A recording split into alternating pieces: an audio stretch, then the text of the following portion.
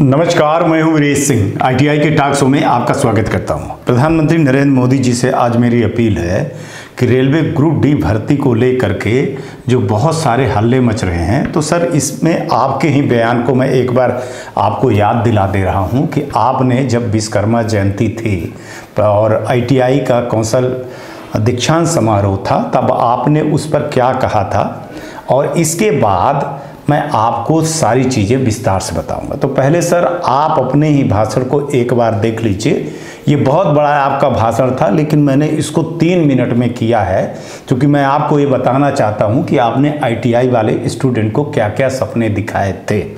आज मेरा सौभाग्य है कि मुझे देश के लाखों आईटीआई के छात्र छात्राओं से बातचीत करने का अवसर मिला है। आईटीआई के 9 लाख से अधिक छात्र छात्राओं का कौशल दीक्षांत समारोह आयोजित किया गया है।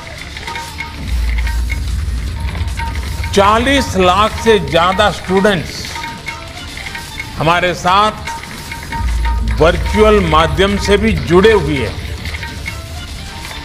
मैं आप सभी को कौशल दीक्षांत समारोह की बहुत बहुत शुभकामनाएं देता हूं। और आज सोने में सुहागा है। आज भगवान विश्वकर्मा की जयंती भी है। ये कौशल दीक्षांत समारोह अपने कौशल से नव निर्माण के पथ पर आपका पहला कदम कि आपकी ये शुरुआत जितनी सुखद है, आपके आने वाले कल की यात्रा भी उतनी ही सृजनात्मक होगी। यानी आपके पास आज जो कौशल है, स्किल है, उसमें भी कहीं ना कहीं ईश्वर का अंश है। इस सदी को भारत की सदी बनाने के लिए बहुत जरूरी है कि भारत के युवा पढ़ाई के साथ ही स्किल में भी उतने ही दक्ष हो। इसी सोच के साथ हमारी सरकार ने युवाओं के कौशल विकास और नए संस्थानों के निर्माण को सर्वोच्च प्राथमिकता दी है। हमारे देश में पहला आईटीआई 1950 में बना था। इसके बाद के 7 दशकों में करीब 10,000 आईटीआई बने। हमारी सरकार के 8 वर्षों में देश में करीब 5,000 नए आईटीआई बनाए गए हैं। बीते 8 वर्षों में आईटीआई में 4 लाख से ज्यादा नई सीटें भी जोड़ी गई हैं। आईटीआई के आप सभी स्टूडेंट्स के लिए सरकार ने एक और फैसला किया है, जिसका लाभ आप सभी को हो रहा है। 10वीं पास करके आईटीआई में आने वाले छात्र छात्राओं को नेशनल ओपन स्कूल के माध्यम से आसानी से 12वीं पास का सर्टिफिकेट भी मिल रहा है। इससे आपको आगे की पढ़ाई में और ज्यादा आसानी होगी। आईटीआई से टेक्निकल ट्रेनिंग लेकर निकले युवाओं की भर्ती के लिए विशेष प्रावधान है। यानी अब आईटीआई से निकले युवाओं का सेना में भी उनको मौका मिलेगा। साथियों, चौथी औद्योगिक क्रांति इंडस्ट्री 4.0 इस दौर में भारत की सफलता में औद्योगिक प्रशिक्षण संस्थानों आईटीआई की भी बड़ी भूमिका है। चलिए सर, तो आपको ये चीज़ें समझ में तो आ गई होगी कि आपने आईटीआई के बढ़ावे के लिए बहुत सारी चीज़ें कर रहे हैं और किए भी हैं और आगे करते भी रहेंगे। लेकिन सवाल ये है कि आईटीआई के ये जो छात्र हैं, आपने एक बार एक पेपर में कटिंग भी है, ये लिखा हुआ है कि आईआईटी नहीं आईटीआई चाहिए। तो आपकी ये सोच अच्छी थी, और लेकिन आपके ही मंत्रालय रेलवे ने ये कर दिया कि बच्चों को पहले एक नोटिस लगाई हुई थी जिसमें इन्होंने कहा कि 10th पास और टेक्निकल के लिए जो है तो आईटीआई पास हम लेंगे। अचानक इन लोगों ने ये नोटिस को हटा दिया जिसमें अफरा तफरी मच गई। आईटीआई के स्टूडेंट सर एक नहीं है, ये बात सही है। अलग अलग प्लेटफार्म में अलग अलग जगह हैं, इनको जैसे कोई घुमाता है वैसे ये घूम जाते हैं। कभी कभी ये कोचिंग सेंटर के पीछे झंडा लेकर के उठते हैं, कभी अपने में, कभी इसके, कभी इस यूट्यूबर, कभी इस यूट्यूबर के। हमारा एक मकसद था आईटीआई टॉक शो चैनल, जो न्यूज चैनल है आईटीआई के लिए, आईटीआई परिवार के लिए बना हुआ था।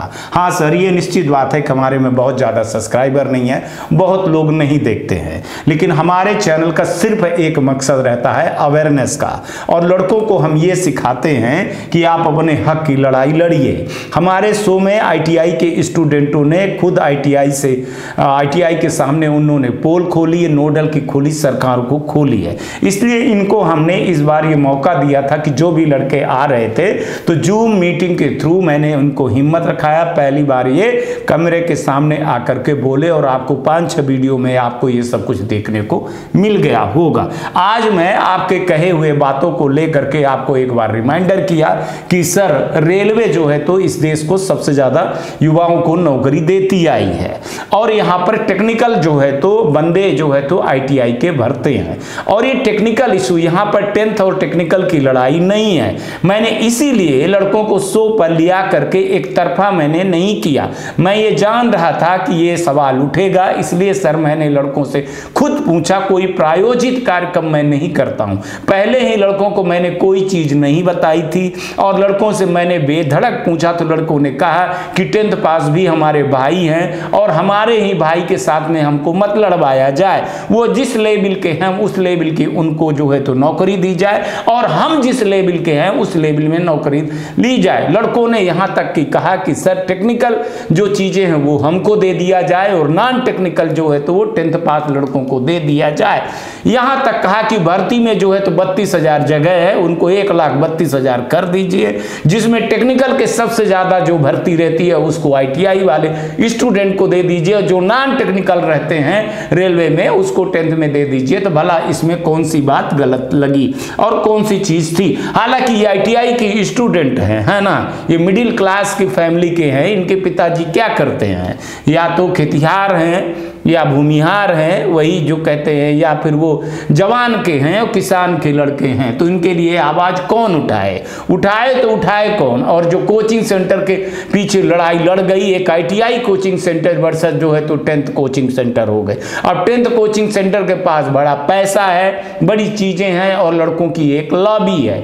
आईटीआई में लड़के जो है तो बटे हुए हैं, छटे हुए हैं, उनमें कोई एकता नहीं है। इसका फायदा उठा करके रेलवे ने ये सारी चीजें कर दी कि आईटीआई के स्टूडेंट है, भला ये इतना क्या करेंगे? ये देश में मुट्ठी भर तो लोग हैं, ये कुछ बोलेंगे नहीं, कुछ दिन तक वीडियो बनेगा, हल्ला होगा और फिर बंद हो जाएगा। प्रधानमंत्री जी, मैं तो हकीकत ही बताता हूं, सबूत के साथ सारी चीजें दिखाता आया हूं। 30 साल का हमारा आईटीआई का एक्सपीरियंस है, 55 साल का हो गया हूं, और 50 साल तक काम करने के बाद मैंने ये जन सेवा के लिए आईटीआई टॉक शो चैनल खोला, जिसमें मैं अवेयरनेस करते आया हूं और बच्चों को मैं तैयार कर रहा हूं। हमारे मिशन में है कि महीने भर में हम 10 लड़कों को अवेयरनेस करते हैं, और 10 लड़कों को मैं भ्रष्टाचार के खिलाफ लड़ाई लड़ने के लिए तैयार करता हूं। लड़के जो है तो पोल खोलते हैं, और यही चीज मैं आज आपके सामने कहने आया हूं कि ये 10th जो वर्सेस आईटीआई कर दी गई है सर, इस लड़ाई को रोका जाए। सर मैं मानता हूं कि आईटीआई टॉक शो में जो लड़के लड़के आ रहे हैं, एक छोटा सा वर्ग है, और जो 10th में है वो बहुत बड़ी लाभी है। 10th की 10th ही नहीं है, 10th से लेकर के वो 11th 12th और जो है तो 11th 12th से लेकर के BA BCom BSc और BTech तक के लड़के हैं। लेकिन ITI में ITI ही लड़के हैं। कई बार हमारे चैनल पर ये चीजें उठाई गई कि आप जो है तो ITI भर के लिए क्यों करते हो, आप 10वीं के लिए नहीं। आज ही सुबह सुबह हमको एक भाई साहब बिहार पटना से हमको गालियों से बरसात कर दी कि आप जो है तो ये क्या दोगलापन कर रहे हैं, 10th पास वाले लड़के जो है तो ITI वाले से बेहतर है। कभी उनकी रिकॉर्डिंग भी सुनाऊंगा जो मेरे को धमकी दिया गया है, लेकिन आज नहीं दिखा सकता। आज प्रधानमंत्री जी, मैं सिर्फ आपसे ये वीडियो आपके PMO के माध्यम से, मेल के माध्यम से और ट्विटर पे आपको मैं टैग कर रहा हूं, उससे मैं आपको भेज रहा हूं और ये कह रहा हूं कि सर लड़ाई ऐसे मत करवाइए। जो ITI के बच्चे हैं ना, इन्होंने भी वोट दिया है, आपको वोट दिया है। आप जो है तो ऐसे जब कार्यक्रम करते हैं, कुछ बोलते हैं तो लड़कों पर बड़ा प्रभाव पड़ता है। आत्मनिर्भर भारत और स्किल इंडिया को लेकर के जो आपने सपने दिखाए हैं, तो भला बताइए ये लड़के किससे मांग करने जाएं। आप जो है तो इस देश के नेता हैं, मुखिया हैं, प्रधान हैं, और ये बच्चे ही अपने घर के हैं। इनको भी तो चीजें अपनी हक की मांगने का बनता है, इनको भी तो आपको देना पड़ेगा। ये कहीं कोई ऐसी चीजें नहीं कह रहे हैं कि जो नैतिकता के आधार पर कोई ना कोई गलत चीजें हो। ये लड़के हैं, मैंने बोला भी, और ये लड़के खुद बोल रहे हैं कि हम लोग कोई आंदोलन नहीं करना चाहते, आगजनी नहीं करना चाहते, पत्थरबाजी नहीं करना चाहते हैं। ये देश हमारा है, अगर कुछ आंदोलन और कुछ ऐसी चीजें होती है तो हमारे देश का ही नुकसान होता है। हम अपने देश के नुकसान नहीं करना चाहते, लेकिन हम अपनी आवाज तो उठाना चाहते हैं। एक लड़के ने तो यहां तक बोला कि सर सुभाष चंद्र बोस और ये भगत सिंह, ये सब सारे लोग अगर ये चीजें अपने बारे में सोचते तो फिर ये देश आजाद ना होता। हम लोग भी अपने बारे में नहीं सोच रहे हैं, हम लोग आने वाली पीढ़ी के बारे में सोच रहे हैं कि अगर एक बार रेलवे ने ये सारी चीजें कर दी कि ग्रुप डी की भर्ती में सिर्फ 10th पास लड़कों को और सबको लिए बहाली कर दी जाएगी, तो फिर ये एक प्रथा चल जाएगी। इस प्रथा को क्लियरिफिकेशन रेलवे को देना पड़ेगा और रेलवे को यह बताना पड़ेगा कि टेक्निकल वो किसके दे रहे हैं और नॉन टेक्निकल किसको दे रहे हैं। सर यही क्लियरिफिकेशन करने के लिए आज भी मैं शो पे आपको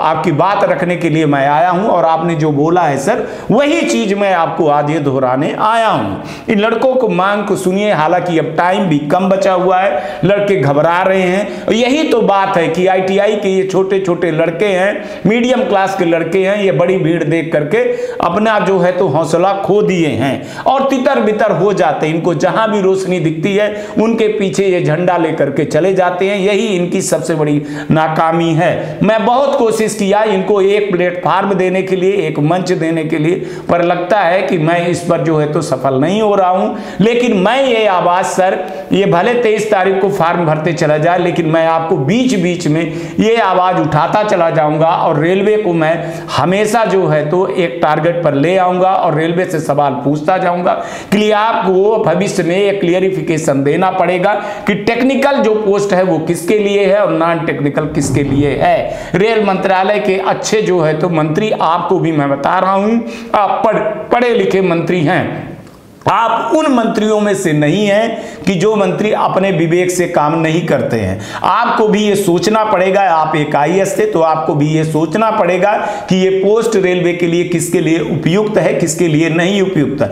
आप देख रहे होंगे 7-8 वीडियो में लड़कों ने कैसे बेबाकी से सारी चीजें कही है, कोई चीजें गलत नहीं कही है। जो जो कहे हैं, जो जो देखे हैं, इन लड़कों को जो है तो सारी चीजें पता रहती है। आज के डेट में अवेयरनेस है। मैं उत्तराखंड, उत्तर प्रदेश, राजस्थान से लेकर के बंगाल से लेकर के मध्य प्रदेश से सारे लड़कों को इकट्ठा करके मैंने ये चीजें सारी की थी।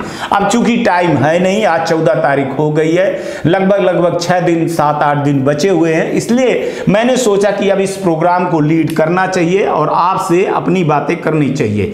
और मैंने आपको ही याद दिलाया सर, आपके भाषण को याद दिलाया हूं और ये कहना चाहता हूं कि आप ही माई बाप हैं। अगर आप कुछ कहेंगे, ITI की बात करेंगे सर तो होगा, क्योंकि कि आप बड़े बड़े स्किल इंडिया के प्रोग्राम कर रहे हैं, उसके लिए मंत्रालय को आप फंड दिलवा रहे हैं और ये फंड जो है तो टैक्स का पैसा है। और फिर जो ITI कर रहे हैं लड़के, उनके लिए ये आशा भरी निगाहें हैं कि ITI करने के बाद वो टेक्निकल पोस्ट पे जाएंगे, चाहे वो सेना, रेलवे, बिजली विभाग से लेकर के BEL, BHEL, बहुत सारी कंपनियां हैं। सवाल रेलवे भर की नहीं है। इसीलिए मैं आज आपसे अनुरोध करने आया हूं कि एक बार रेल मंत्रालय जी को बोलिए, वो विचार करें और दूध का दूध पानी का पानी करें और ये क्लियरिफिकेशन कर दें कि रेलवे के पोस्ट जो है तो किसके लिए हैं। दोनों भाई हैं, दोनों भाइयों को आपस में मत लड़ाया जाए, किसी राजनीतिक पार्टी को जो है तो इनको शिकार मत किया जाए। लड़कों से भी मैं बोल रहा हूं कि कोचिंग सेंटर के बजाय अपनी एकता खुद को बनाइए। आप कभी भी जब भी किसी का झंडा उठाएंगे तो आप निश्चित ही यूज होंगे और थ्रो हो जाएंगे। नेता कोई बड़ा बन जाएगा और आगे वो चला जाएगा, लेकिन आप वहीं के वहीं रह जाएंगे। यही हमारे देश की आज तक दुर्दशा है कि जब भी कभी छात्र नेता बने तो अपने बारे में सोचे, बल्कि दूसरे के बारे में नहीं सोचते हैं। जैसे कि बिहार की राजनीति से उत्तर प्रदेश में बहुत सारे जगह पर छात्र ने आंदोलन से निकले हुए छात्र आखिर कहां गायब हो जाते हैं, इन सब चीजों को लेकर के बड़ा सवाल उठता है। आज तक ले इतना ही, कल आएंगे तो फिर किसी नए मुद्दे पर बात करेंगे। तब तक आप लोग अपना ध्यान रखिए, आसपास सफाई रखिए, बड़े बुजुर्गों का सम्मान जरूर करिएगा, पानी की बचत करिएगा। ठंड है, अगर आपके पास कपड़े हैं तो किसी गरीब बच्चे को दीजिएगा। और जैसा मैं कहता हूं कि आप 3 पौधे जरूर लगाइए, एक मां के नाम, एक पिता के नाम और एक अपनी बहन के नाम, फिर देखिए जिंदगी कैसी होती है। चलिए, नमस्कार, जय हिंद, जय भारत।